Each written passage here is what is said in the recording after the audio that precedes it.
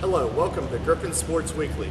I'm your host, Corey Weibel, and today we'll be looking at the Seton Hill sports for this past week and the week coming up.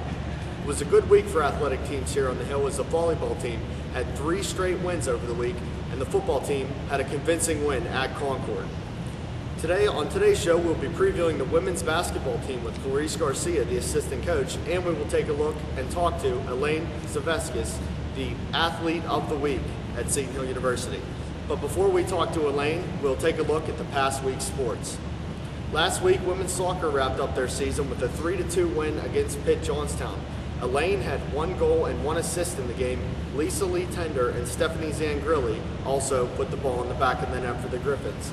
That win ends the season for the Griffins at 10-10, 7-6 in the WIVIAC, good for second place in the North Division. Women's volleyball won 3 straight games over the District of Columbia, IUP, and Ohio Valley over the past week. That ends, their season still continues, and they are at 4-10 right now, 5th in the WIVIAC. Men's soccer dropped both contests this past week and end up at a 6-11-2 record, 3-5-1 in the WIVIAC, which is good for 8th place.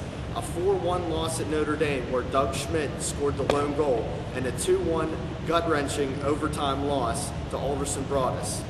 The football team is now 3-5, 3-3 in the WIVIAC, good for 6th place after their 27-3 victory over Concord University. This was the team's first ever road win in the WVIAC. Matt Daudell went 13 for 24 with 217 yards and 2 touchdowns. Both of those touchdowns going to wide receiver Sammy Tranks. Antoine Jones went over the 1,000-yard mark with 129 yards on 28 carries. Zach Talkovic chipped in 13 tackles to lead the defense, and Ray Wilkins hit field goals of 47 and 42 en route to winning the WVIAC Special Teams Player of the Week. Now we will take a sit down with Elaine Zaveskis, the athlete of the week and leader of the women's soccer team. Elaine, first of all, congratulations on being the athlete of the week. How does it make you feel to know that your peers voted you the best athlete of this past week?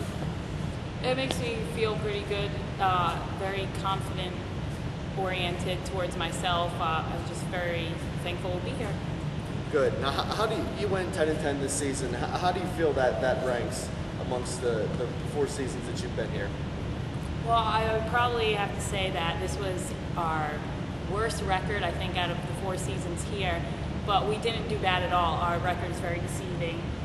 Just the WIVIAC in general was a lot more competitive than the NAIA competition, and I think we did the best we can, but we definitely could have won games we lost. But now, Elaine, you've been scoring a lot of goals here as of late, towards the back end of the season, and you are mainly a defensive player, so what do you attribute to being able to score so many goals?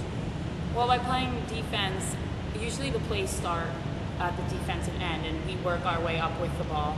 It's just a whole matter of everybody working together, working as a team, and just by doing that, we get to put the ball in the net. Looking back at the season, what do you think was the best overall game as a team for you guys? As a team, even though we didn't win, I would have to say Wheeling Jesuit. We definitely connected, we played together. I think that was the best game just as a whole. We communicated, we supported each other. It's sorry to say that we didn't execute well, but it ended up being one of our best games we played. Now, looking ahead for next year, we know you're a senior, you're not going to be on the team next year, but how do you think this team is going to fare in the WIVIAC North Division, knowing that they can make the playoffs and win a conference championship? Yeah, that's unfortunate for us seniors that we can play in the playoffs one last time, but they should do pretty well. We'll definitely make playoffs again, I'm sure. I don't know when the last time we didn't make playoffs at Seton Hill in the soccer sport, but we definitely should make it, and we should do real well. They'll be fine as long as they keep up high morale on the team and work on conditioning and working together. Now, one last question. We know you have some warm-up shirts that you wear, during warm-ups. They say fly and sly on each of the sleeves. So what does that really mean? Well, fly, it means Fogel loves you, which everyone knows is our head coach, and Sly stands for Sam loves you, which is our assistant coach's name. So what? Who came up with that? Coach just gave it to us one year. We got new warm-up shirts, and they just said "Slide and Fly" on them, and everyone got a kick out of it. All right, Elaine. Well, thank you very much. Congratulations, and congratulations on a good senior year. Thank you. Thank you to Elaine Zaveskis, who won the Player of the Week with 24% of the votes, 21 votes out of 86 total votes. Very close between Anna Cody and Matt Daudell, who also were well respected by their peers. Now is part of the show where we will talk about the next week in Griffin sports, where you can know where to go to find the games on campus and possibly travel and see some of the players.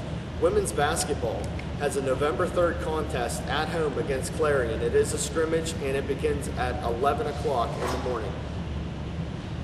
11? We're trying to see if it's 11 or noon. Volleyball has 3 matches set, with their final home game being October 31st against West Liberty at 7 o'clock p.m.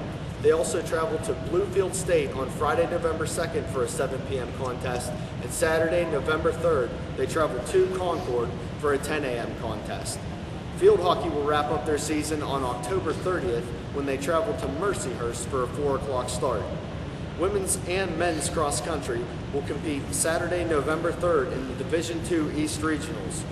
For the women, Anna Cody, Laura Lemoyne, Laura Hines, Andra Sanders, Ashton Vitero, Christy Showers, Holly Kistler will compete in the Division II East Regionals. For the men, Julian Furina, Josh Wilkes, Ben Rogers, Jess Bradley, Mike Ortiz, Chris Barco, and Tyler Ferrari will also participate for the men. For the football team, they will play their final home game of the season, 1 o'clock p.m. at Offutt Field, Saturday, November 3rd, against Fairmont State. Men's soccer finishes up their season as they travel to Saginaw Valley for a 4 o'clock start. And men's basketball will scrimmage the University of Duquesne at 2 p.m. at Duquesne University.